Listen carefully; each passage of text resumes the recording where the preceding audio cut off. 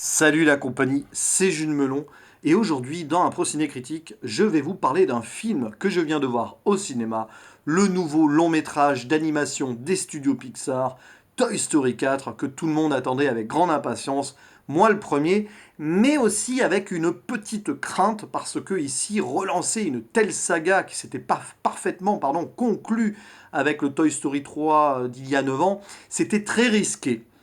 Alors, en plus, j'avais vu le trailer et j'étais pas spécialement hypé, mais j'ai décidé de faire confiance à Pixar parce que Pixar ne m'a que très rarement déçu. Donc, je me suis dit que de toute façon, ils nous ont certainement un petit peu caché pas mal de choses dans ce trailer, et c'est le cas, franchement. D'ailleurs, ça va être difficile de parler de ce film sans spoiler, d'ailleurs, je ne vais pas essayer.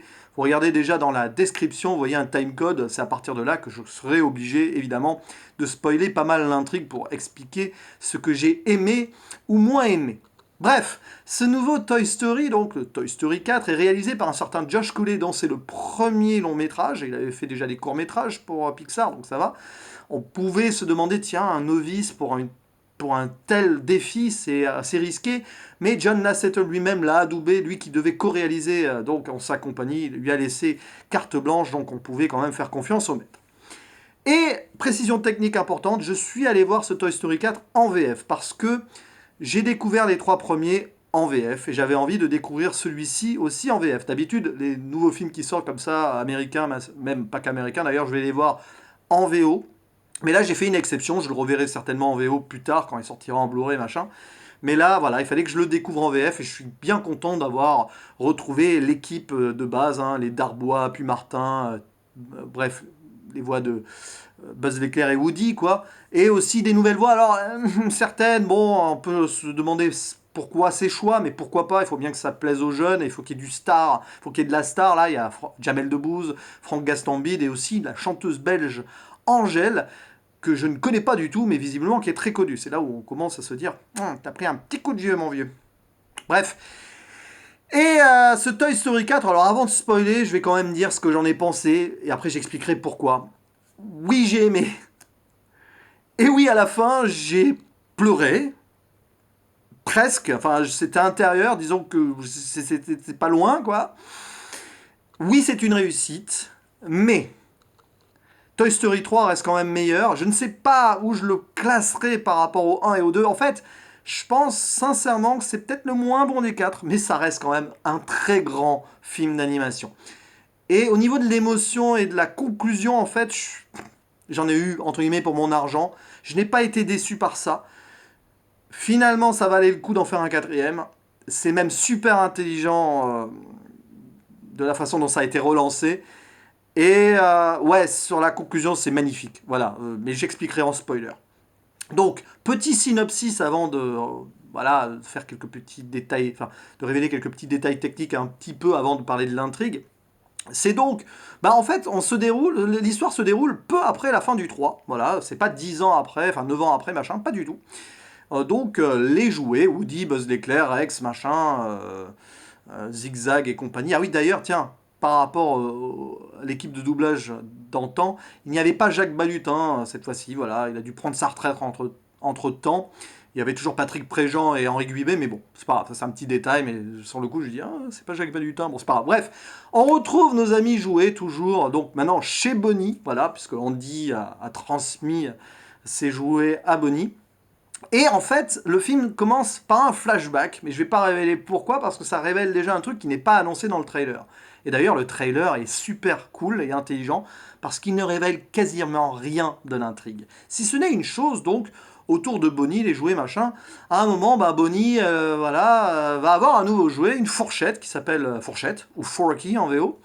Et donc, c'est l'histoire du trailer, hein. Les nouveaux jouets et Forky vont vivre une nouvelle aventure quand Bonnie et ses parents vont partir en camping. Et à un moment, on voit Forky qui s'envole par la fenêtre et Woody qui va tout faire pour aller la retrouver, ou le retrouver. Fourchette, Forky, bon bref, c'est un homme en fait, puisque il est doublé en français par Pierre Ninet. Voilà, acteur. Donc, voilà, acteur, quoi. Un acteur, un bon acteur, quoi. Et, enfin, je dis pas ça pour dire que Jamel Debbouze ou Franck Gastambide n'en sont pas, ou Angèle, mais vous voyez ce que je veux dire. Bon bref, c'est pas grave, on s'éloigne du sujet.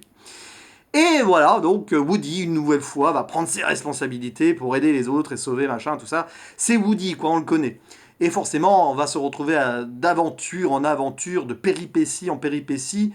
Près de ce camping, donc, il y a une fête foraine, il y a un magasin d'antiquités très creepy où on va retrouver donc des nouveaux protagonistes, des nouveaux potentiels méchants.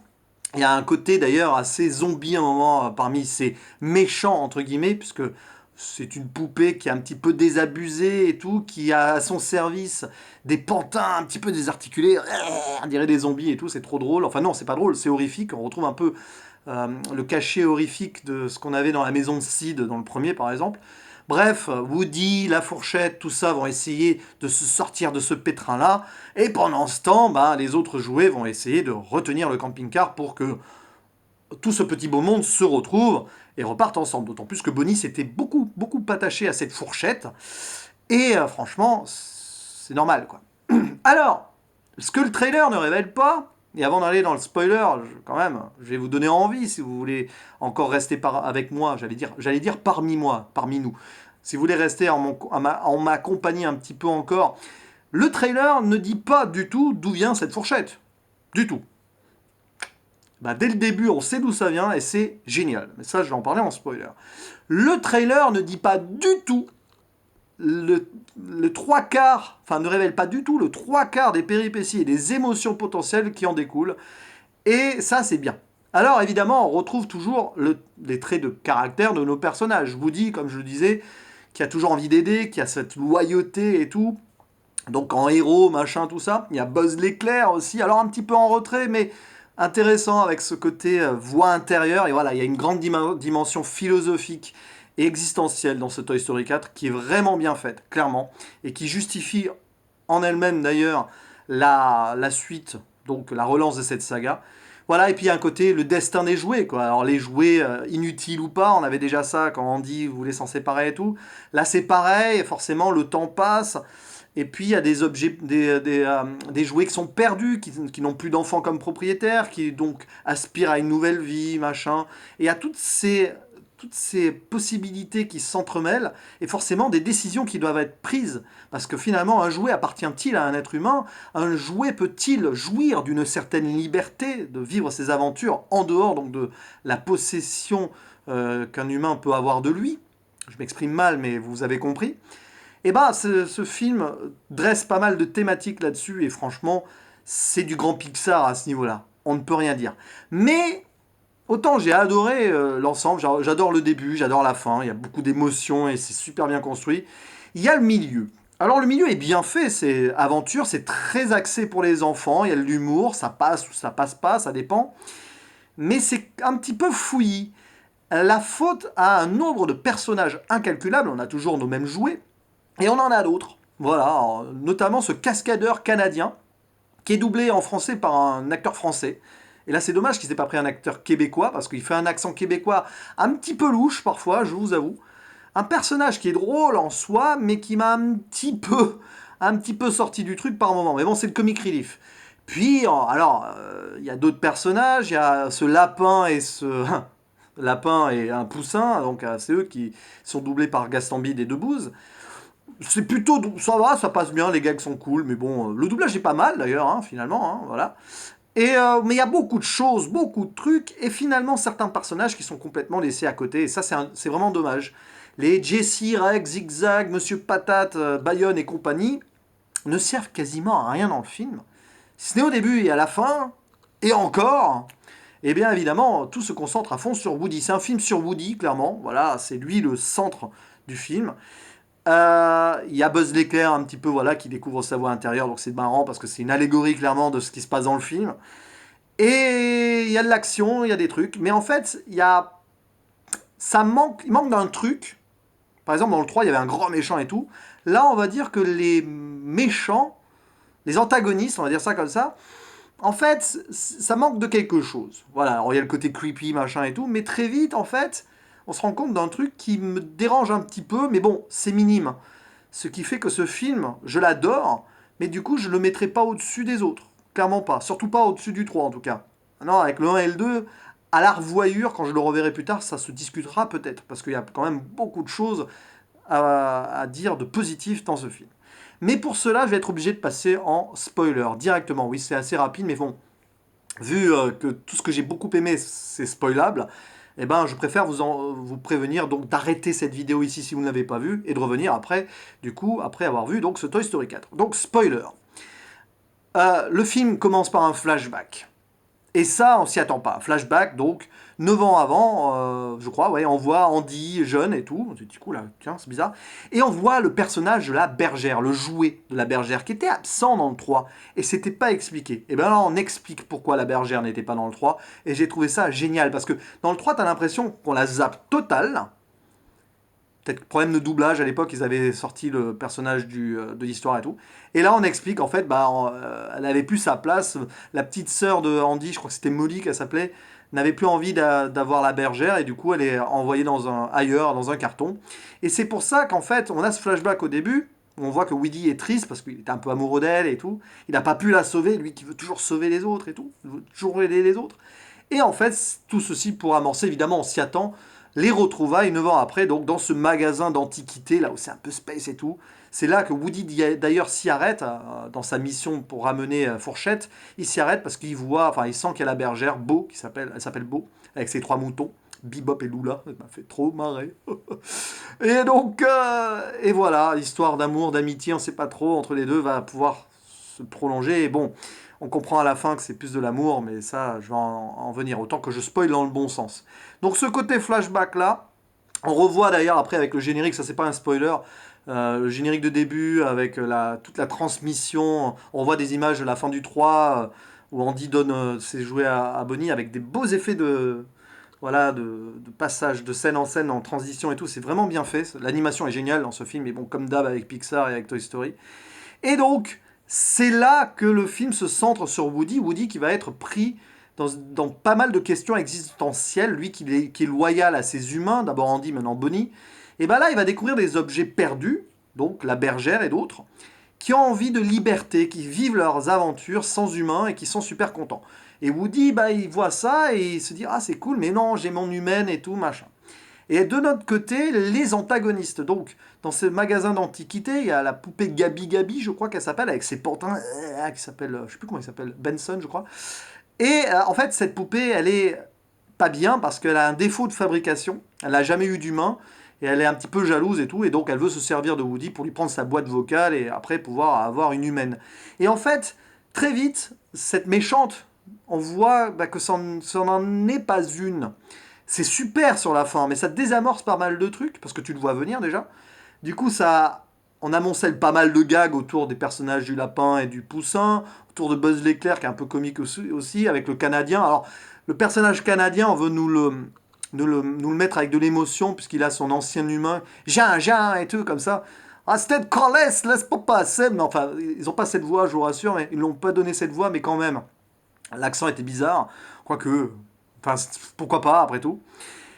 Et donc il y a plein de trucs comme ça, beaucoup de gags et tout, mais en fait très vite sur l'antagonisme pur, on sort du machin, du coup les péripéties se règlent super vite, c'est pas super intéressant je trouve, même si c'est bien filmé, spectaculaire et tout. Et on ne s'intéresse que au choix de Woody, parce que très vite on voit que Woody va avoir à faire un choix, et c'est là qu'arrive la fin.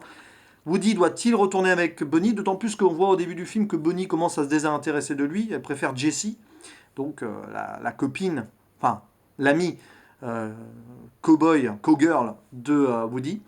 Et d'ailleurs, il y a un petit côté féministe dans le film, parce qu'au début, on voit, elle préfère en faire une shérif. Il y a la bergère en mode badass Lara Croft et tout, un petit peu. Voilà, bon, bref, c'est dans l'air du temps. Donc, c'est un film qui s'inscrit dans l'air du temps, mais Pixar aime bien faire ça aussi. Il le fait intelligemment, contrairement à d'autres films.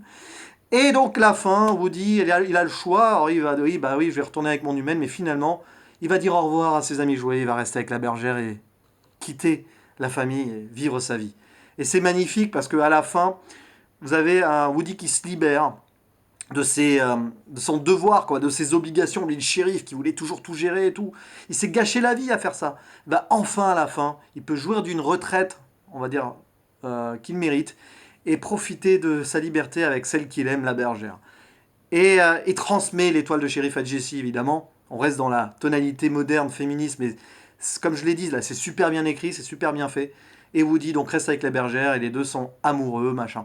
Et là, on a envie de pleurer. J'ai pas pleuré parce qu'en fait, il y a un moment qui désamorce le côté dramatique. Voilà, un problème avec le camion, avec le père, qui est la caravane, bon bref, voilà. Et je me suis dit, à ce moment, je dis, ah mais non, pourquoi ils ont fait ça? Mais en fait, c'est tellement logique, parce que c'est pas une fin triste. Et c'est d'ailleurs pour ça qu'il y a ce désamorçage à la fin. C'est une fin heureuse pour Woody, et même les autres jouets sont contents pour lui. Et on peut, à la fin, n'être que content. Bien sûr, on est nostalgique, tout ça. Là, c'est vraiment la fin de Toy Story, c'est clair et net. S'il faut un 5 derrière, franchement, ça n'a aucun sens. On dit ça, mais bon, on avait dit ça à la fin du 3. Et donc, on est heureux pour Woody qui peut enfin vivre sa vie qu'il mérite, libéré de tout duty, de tout devoir, quoi. Et moi, je trouve ça magnifique. C'est la plus belle fin possible pour Woody. Alors, on a eu la plus belle fin pour Andy, machin, qui transmettait ça à d'autres, à une autre, donc à Bonnie, c'est joué et tout, donc à la fin du 3, c'était parfait. Là, c'est une autre conclusion un peu parallèle, qui est parfaite aussi pour le personnage de Woody. Je doute qu'il y ait un 5 sans Woody, donc je pense que là, c'est la vraie fin de la saga Toy Story. Après, bon, il ne faut jamais juger de rien. Et ouais, c'est une belle conclusion. Et c'est un très beau film. Voilà. Et c'est tout ce que j'ai à dire, et c'est déjà pas mal sur ce Toy Story 4. Je vous dis à la prochaine. Ciao.